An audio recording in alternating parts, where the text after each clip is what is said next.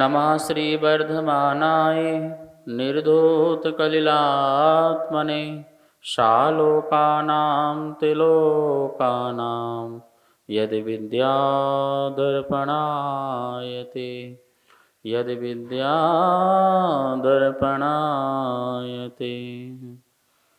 रत्नकंठ श्रावकाचार परम मांगलिक ग्रंथ है।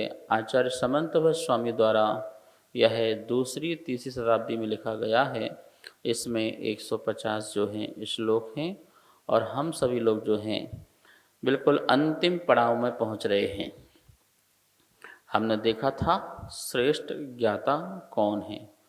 वही श्रेष्ठ ज्ञाता है जो अपने आत्मा को जानता है। संयम यदि जानीते, अपने श्रेष्ठ ज्ञातापन को, अपने ध्रुवपन को जो जानता है, और वो पाप ही जीव का शत्रु है और धर्म ही जीव का हितकारी है, इस प्रकार से जो निश्चय करता है, ऐसा श्रावक आत्मा को जानता है, अपने स्वरूप को जानता है। यदि आपने निश्चय नहीं किया कि धर्म जो है मेरा हितकारी है और जो अन्य जो चीज़ें हैं वो मेरे लिए शत्रु हैं, ऐसा आपने नहीं सोचा, तो फिर आप पाप में लगेंगे। हमें स्वाध्याय का समय नहीं मिलता है, मंदिर आने का समय नहीं मिलता है, या व्रत नियम पालन करने के भाव प्रकट नहीं हो पा रहे हैं, इसका मतलब है हमारे अंदर अधर्म है, और वो अधर्म ही, वह पाप ही मेरा शत्रु है। कोई बैरी बन जाता है आपका, जो आपको जो है घात पहुंचाता है, कई प्रकार से आपके जीवन में विघ्न बाधाएं पहुंचाता है। वो जो शत्रु है, जरूरी नहीं है कि वो इस भाव में अगले भाव तक या अन्य भाव तक चले, वो दूर भी हो सकता है, कभी ना कभी दूर हो सकता है वो शत्रु। लेकिन अधर्म का जो शत्रु है, मिथ्या दर्शन, मिथ्या ज्ञान और मिथ्या चारित्र, वो अधर्म का शत्रु है। मतलब कि वो ऐसा शत्रु है कि जो हमें अनंत काल तक संसार में भ्रमण करा सकता है। जैसे कि हमको पता ही है हम संसार में अभी तक क्यों भटके, ये मिथ्या श्रद्धान आदि के कारण ही तो भटक रहे हैं ना। तो ये कितना बड़ा हमारा शत्रु है। यहाँ कह रहे हैं तुम यदि सच्चे आत्मा के स्वरूप को जानते हो तो परम मित्र जो तुम्हारा धर्म है, सम्यक दर्शन, सम्यक ज्ञान, सम्यक चारित्र, ये तुम्हारा धर्म है। तुम इस धर्म से अपने आप को लगाओ और यही तुम्हारे लिए कल्याणकारी होगा, और वही जो ज्ञाता जो है श्रेष्ठ कहलाएगा। पूरे ऋतुकुंडक श्रावकाचार ग्रंथ में हमें यह बात समझ में आना चाहिए कि समंतभट्ट स्वामी ने रत्न करंडक, जो रत्न जो मंजूषा के अंदर रखा हुआ है, सुरक्षित और व्यवस्थित और संयमित, उस रत्न के बारे में हमें बताया। सम्यक दर्शन, सम्यक ज्ञान, सम्यक चारित्र, 3 रत्न हैं। और पूरे ग्रंथ में वर्णन जो किया, तो पहले अध्याय सम्यक दर्शन का किया था, दूसरा सम्यक ज्ञान का, तीसरा सम्यक चारित्र में समापन होगा।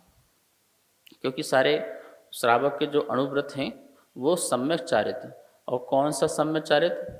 सकल नहीं, विकल चारित्र, एक देश चारित्र, सकल चारित्र नहीं। ऐसा यहाँ पर वर्णन करते हुए श्रावक के 12 व्रतों के बारे में बताने के बाद प्रतिमाओं का भी स्वरूप बताया कि यह तुम्हारा सोपान है, सीढ़ी है, प्रतिमाओं को तुमको प्राप्त करना है। और अंत में कह रहे हैं कि भैया तुमने ऐसे रत्नत्रय धर्म को पा लिया तो उसका फल क्या होगा। उस फल को बताने के लिए आज 149 नंबर का श्लोक है, अपने पुस्तकों में निकाल लीजिए 149 नंबर का श्लोक, ठीक है। एन स्वयं वीत कलंक विद्या दृष्टि क्रिया रत्न करंड भावम नीतस्तमायाति पतिच्छैव सर्वार्थ सिद्धिस् त्रिषु विष्टपेषु। सर्वार्थ सिद्धिस त्रिषु विष्टपेषु। पढ़ेंगे। एना स्वयं वीत कलंक विद्या दृष्टि क्रियारत्न करंड भावम नीतस्तमायाति पतिच्छैव सर्वार्थ सिद्धिस त्रिषु विष्टपेषु। एक एक शब्द का अर्थ देखेंगे। एन जिसने स्वयं अपने आत्मा को वीत कलंक निर्दोष विद्या ज्ञान दृष्टि दर्शन और क्रिया चारित्र रूप रत्न करंड भावम रत्नों के करंड भाव पिटारापने को नीतः प्राप्त कराया है। तम उसे त्रिषु विष्टपेषु तीनों लोकों में पतिच्छैव पति की इच्छा से ही मानो सर्वार्थ सिद्धि धर्म अर्थ काम और मोक्ष रूप चारों पुरुषार्थों की सिद्धि आयाति प्राप्त होती है। यहाँ पर बहुत सुंदर वर्णन आचार्य समंत गोस्वामी कर रहे हैं कि जिसने अपने आत्मा को क्या कर दिया है, निर्दोष दोष रहित ऐसा ज्ञान दर्शन और चारित्र को अपने में प्राप्त कराया है। मेरा दर्शन और मेरा ज्ञान और मेरा चारित्र कैसा है, वीत कलंकम बीत गया है कलंक। कलंक मतलब दोष। सम्यक दर्शन में भी दोष पैदा नहीं होने देना, सम्यक ज्ञान में भी नहीं और सम्यक चारित्र में भी नहीं। तीनों निर्दोष जिसने प्राप्त कराया है उसे क्या मिलता है, तीन लोक की संपत्ति मिल जाती है, अर्थात वो तीनों लोकों में पूज्य हो जाता है। एक बहुत सुंदर यहाँ पर उदाहरण दिया है, पतिच्छैव। पतिच्छैव पति की इच्छा के मानो। जैसे स्वयंवर होता है, स्वयंवर में जो लड़की होती है, कन्या होती है, वो अपने पति का स्वयं ही वर करती है, अपनी इच्छा के अनुरूप ही पति को स्वीकार करती है। कभी आपने स्वयंवर देखा हो, साक्षात तो देखा नहीं होगा, लेकिन चलचित्रों के माध्यम से आपने ये देखे होंगे। तो उसमें वो माला लेकर के जाती है और सभी का परिचय दासी कराती है। ये फलाने स्थान से हैं, इनके पुत्र हैं, इनका यह कार है, ऐसा इनका जीवन है। इस प्रकार से सभी का वहाँ पर परिचय दिया जाता है और उसकी जिसमें इच्छा होती है, जिसमें उसका मन टिकता है, वो उसको अपना वर बना लेती है। वरमाला, माला को डाल करके उसे अपना वर मतलब श्रेष्ठ, जीवन का श्रेष्ठ साथी स्वीकार कर लेती है। तो बोले कि बस ऐसे ही हमारे पास रत्नत्रय का रत्न है, जो उसे धारण कर लेता है वो उसे पति की इच्छा से ही मानो धर्म अर्थ काम मोक्ष चारों की सिद्धि, सर्वार्थ सिद्धि, सर्वार्थ सिद्धि तिषु विष्टपेषु तीनों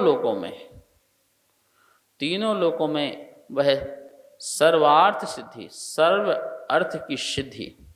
सर्व अर्थ चार ही होते हैं ना, मतलब पुरुषार्थ जो है प्रयोजन, सर्व प्रयोजन की सिद्धि, सर्वार्थ सिद्धि। इसका अर्थ क्या होता है, सर्वार्थ सिद्धि। अर्थ मतलब प्रयोजन, सभी प्रयोजन की सिद्धि, इसका नाम है सर्वार्थ सिद्धि। हमारे यहाँ पर एक ग्रंथ का नाम भी सर्वार्थ सिद्धि उपाय है। सर्वार्थ सिद्धि, सर्वार्थ सिद्धि ग्रंथ का नाम है। सभी प्रयोजन की सिद्धि, जीव की क्या सिद्ध प्रयोजन है, जीव का प्रयोजन है मोक्ष। तो सर्वार्थ सिद्धि ग्रंथ में मोक्ष का प्रयोजन सिद्ध होता है। यहाँ भी हमारा प्रयोजन क्या है रत्नत्रय का? मोक्ष ही तो है। तो बोले ऐसे सर्व प्रयोजन सिद्धि हो जाती है। संसार में रहते हैं तो धर्म मिलता है, अर्थ भी मिलता है, काम भी मिलता है, और अंत में मुनि बन करके मोक्ष को भी प्राप्त हो जाया करते हैं।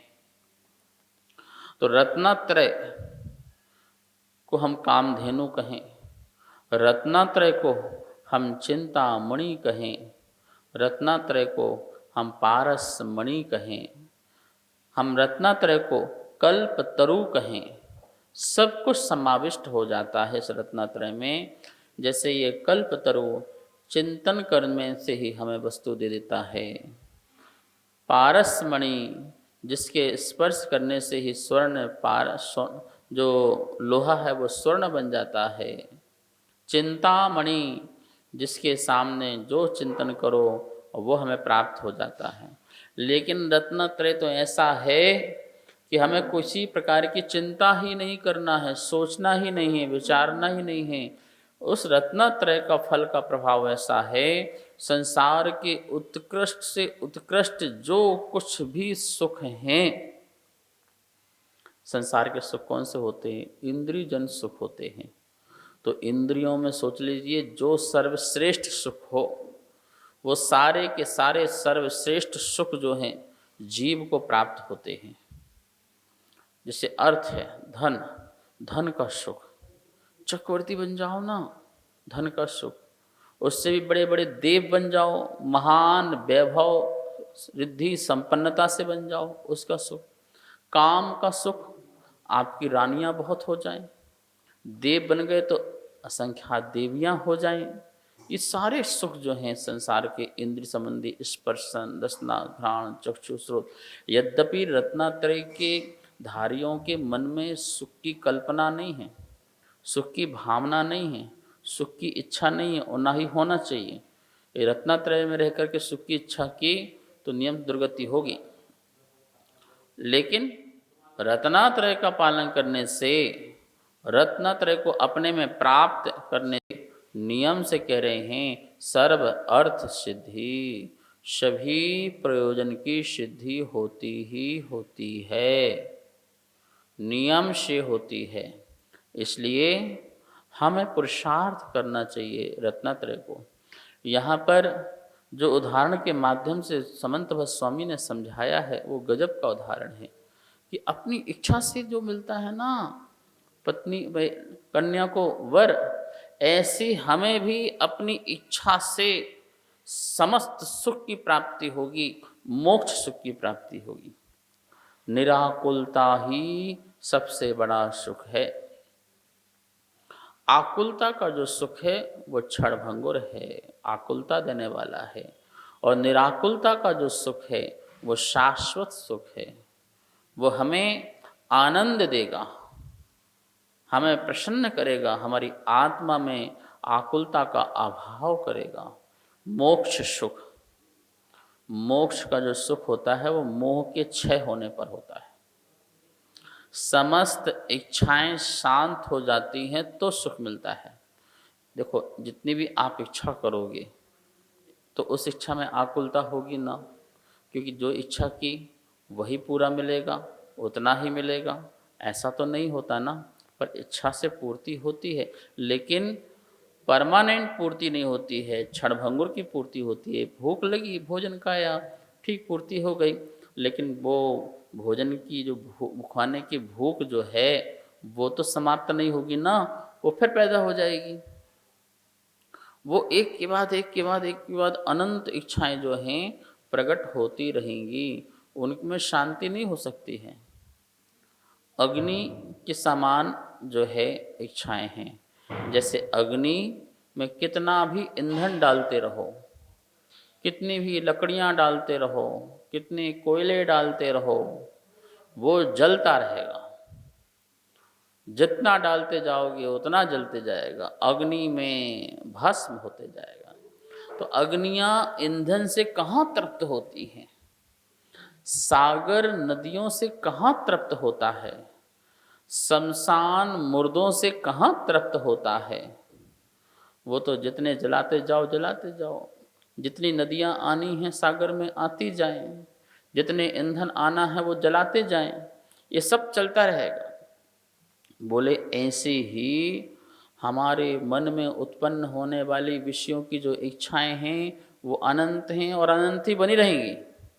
अनंत की पूर्ति हो जाने पर भी फिर भी अनंत इच्छाएं बनी ही रहेंगी, वो इच्छाएं दूर होने वाली पूरी नहीं हैं। इसका एक ही उपाय है, इच्छाओं का निरोध करना। इच्छा का निरोध करना तप कहलाता है, इच्छा का निरोध करना साधना कहलाता है। और रत्नत्रय का काम ही यही है कि इच्छाओं का निरोध कराता है। अभी आप श्रावक रत्नत्रयधारी बन गए, सोचिए समंत भट्ट स्वामी ने आपको रत्नत्रयधारी बनाया है, पर ध्यान रखना रत्नत्रयधारी बने हो लेकिन आपका जो चारित्र है वो एक देश चारित्र है, सर्वदेश नहीं। सुखी मत हो जाना, खुश मत हो जाना हम भी रत्नत्रयधारी हैं कथनचित। लेकिन सच बात तो यह है, तीनों की एकता का नाम जो है रत्नत्रय है, मोक्ष मार्ग है। और वो जो है महामुनिराजों को ही घटित होता है, उन्हीं को ही प्रकट होता है। इसलिए हमें विकल चारित्र से सकल चारित्र की ओर बढ़ना है। व्यवहार सम्यक दर्शन सम्यक ज्ञान सम्यक चारित्र से निश्चय सम्यक दर्शन निश्चय सम्यक ज्ञान और निश्चय चारित्र प्रकट हो। जब श्रेणी आरोहण होते हैं वहाँ श्रेणी आरोहण में हमें निश्चय रत्नत्रय प्रकट होता है और उसकी अनुभूति भी होती है, उसका अनुभव भी होता है। पूर्ण अनुभव नहीं होता है लेकिन होता है, शुद्ध उपयोग होता है। उपयोग में शुद्धता आती है। जैसे जैसे कषायें क्षय को प्राप्त होती हैं या उपशम को प्राप्त होती हैं, उतनी उतनी विशुद्धता, उतनी उतनी वीतरागता जीव में प्रकट होने लगती है। और समस्त कषायों का मोह का क्षय होते ही जीव को जो है परम सुख की प्राप्ति होती है। अरहंत भगवान को, सिद्ध भगवान को जो सुख की प्राप्ति होती है वह परम सुख है, रत्नत्रय का प्रभाव है। तो हम सर्व अर्थ की सिद्धि के लिए रत्नत्रय को धारण करें। यहाँ पर रत्नत्रय का फल समंत भट्ट स्वामी ने सर्व अर्थ की सिद्धि बताई है। तो जिन व्यक्तियों को सर्वार्थ सिद्धि चाहिए है वो निश्चित ही रत्नत्रय को धारण करके आगे बढ़ें। समय हो चुका है, आइए माँ जनवाणी की स्तुति करते हैं। जावाणी के ज्ञान से सूझे लोकालो, शोभाणी मस्तक धरूं सदा देतो हूँ धो।